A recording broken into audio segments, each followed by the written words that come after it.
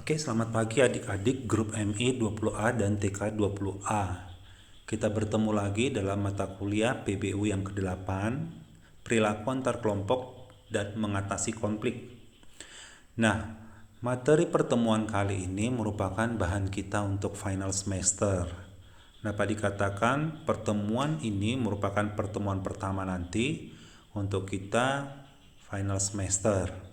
Jadi pertemuan 1 sampai 7 itu untuk mid, 8 sampai 14 nanti bahan kita untuk final semester. Nah, apa saja yang akan kita bahas dalam pertemuan kali ini ya? Kita lihat nanti bagaimana pandangan realistik ya mengenai konflik, kemudian konflik antar kelompok itu seperti apa, bagaimana mengelola konflik dan menanggulangi konflik, nanti kita lihat. Nah, langsung saja adik-adik kita masuk ke pokok pertama. Yang pertama kita bahas bagaimana pandangan realistik terhadap konflik. Nah, konflik tidak dapat dihindari dalam organisasi. Akan tetapi, konflik antar kelompok sekaligus dapat menjadi kekuatan positif dan negatif, sehingga manajemen tidak perlu berjuang untuk menghilangkan konflik, tetapi hanya pada konflik yang menimbulkan gangguan atas upaya pencapaian tujuan. Nah, konflik tadi dikatakan dapat menjadi kekuatan positif. Maksudnya dapat menaikkan prestasi organisasi. Namun dapat juga menjadi sesuatu yang negatif, menurunkan prestasi organisasi. Nah, sekarang kita lihat konflik itu ada dua macam. Ada konflik yang fungsional, ada konflik yang tidak fungsional. Konflik yang fungsional bentuk pertentangan antar kelompok yang mempertinggi atau menguntungkan prestasi organisasi. Sedangkan konflik yang tidak fungsional, setiap pertentangan antara kelompok yang mengganggu organisasi atau merintangi upaya pencapaian tujuan organisasi. Dengan kata lain, konflik yang tidak fungsional ini menurunkan prestasi, ya.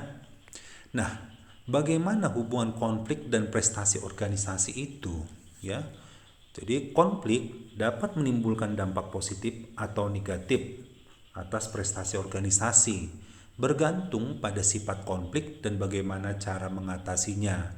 Nah, dibutuhkan kemampuan manajemen, gaya kepemimpinannya dalam mengelola konflik, sehingga nanti konflik itu bisa pada akhirnya menaikkan prestasi organisasi.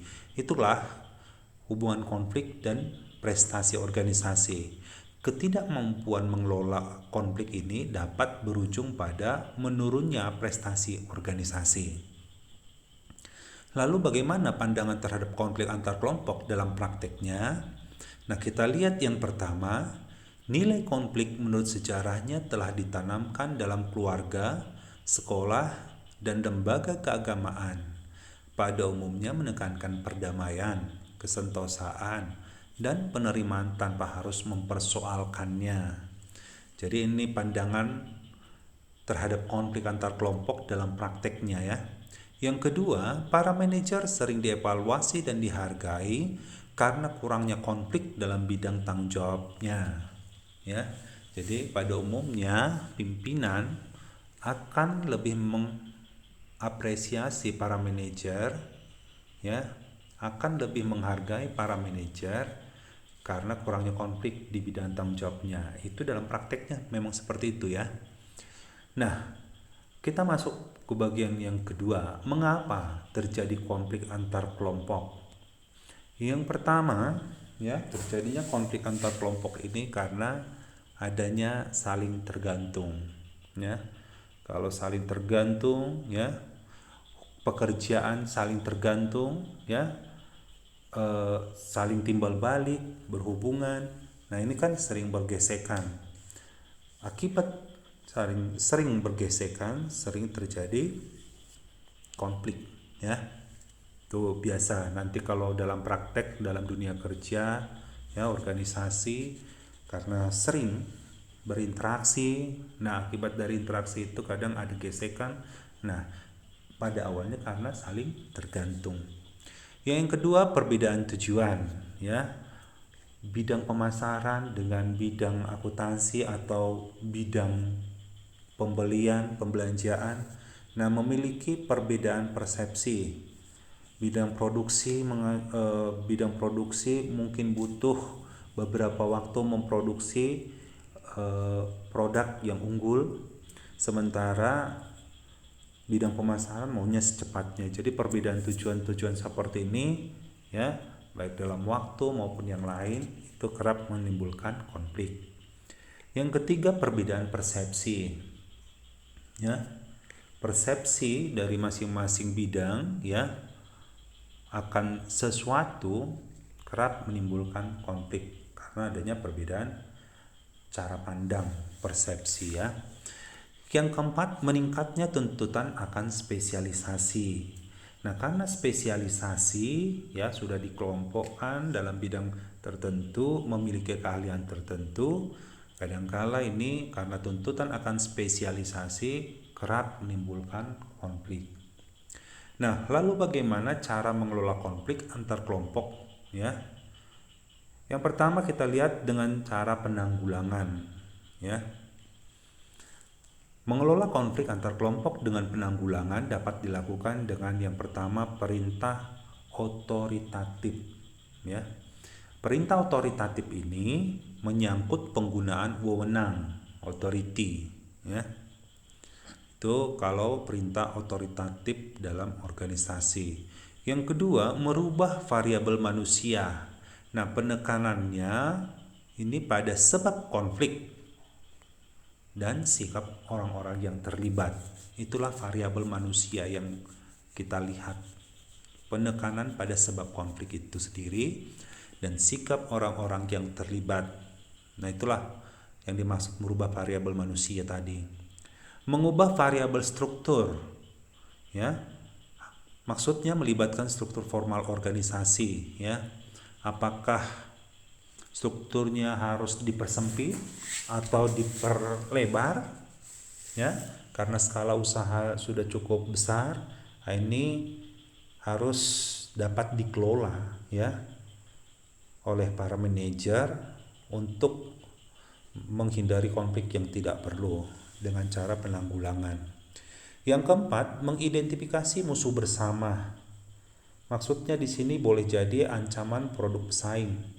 Jadi ini oleh insan dalam organisasi itu, anggota organisasi dianggap sama-sama lah kita menganggap ini sebagai musuh bersama. Jadi identifikasinya musuh bersama itu boleh jadi ancaman produk pesaing.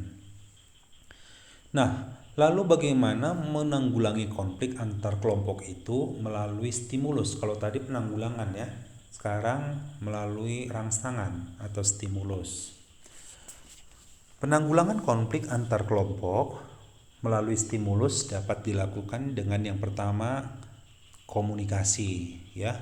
Penggunaan saluran komunikasi secara cerdas, komunikasi horizontal, vertikal, ya, diagonal. Nah, itu dapat digunakan secara cerdas, secara efektif komunikasi, ya. Yang kedua, dapat dilakukan dengan membawa orang dari luar ke dalam kelompok. Artinya boleh jadi ini perwujudannya menerima pegawai baru atau memindahkan orang-orang yang berbeda sikap, nilai, dan latar belakang. Yang ketiga, mengubah struktur organisasi, ya. Ini juga dapat dilakukan untuk menanggulangi konflik dengan stimulus. Diubahlah struktur organisasi itu, ya. Apakah struktur organisasinya nanti dipersempit, diperlebar, bentuk organisasinya, strukturnya garis dan staf atau matriks, ya. Tergantung kebutuhan dari perusahaan itu sendiri. Yang keempat, merangsang kompetisi, ya. Menanggulangi konflik antar kelompok dengan stimulus dapat dilakukan dengan merangsang kompetisi. Melalui apa? Pemberian hadiah, bonus, insentif bagi karyawan yang berprestasi, bagi karyawan yang berjasa dapat dilakukan. Nah, sampai di sini adik-adik topik kita, ya, pertemuan PBO yang ke-8, bicara perilaku antar kelompok dan mengatasi konflik. Abang berharap adik-adik dapat mempelajarinya kembali, tonton YouTube-nya kembali, ya. Bila ada yang kurang jelas, dapat ditanyakan kembali, japri melalui WhatsApp atau komen di Google Classroom kita. Selanjutnya silakan adik-adik lanjutkan belajar. Jangan lupa post test PBO yang ke-8. Itu ada 3 soal. Saya bacakan. Yang pertama, uraikan pandangan realistik tentang konflik antar kelompok. Uraikan pandangan terhadap konflik dalam prakteknya. Kemudian yang kedua, jelaskan 4 penyebab terjadinya konflik. Yang ketiga, uraikan cara mengelola konflik melalui penanggulangan dan cara menanggulangi konflik melalui stimulus. Oke, sampai di sini pertemuan PBO yang ke-8. Selamat melanjutkan pelajarannya adik-adik. Sampai jumpa di pertemuan berikutnya. Terima kasih, selamat pagi.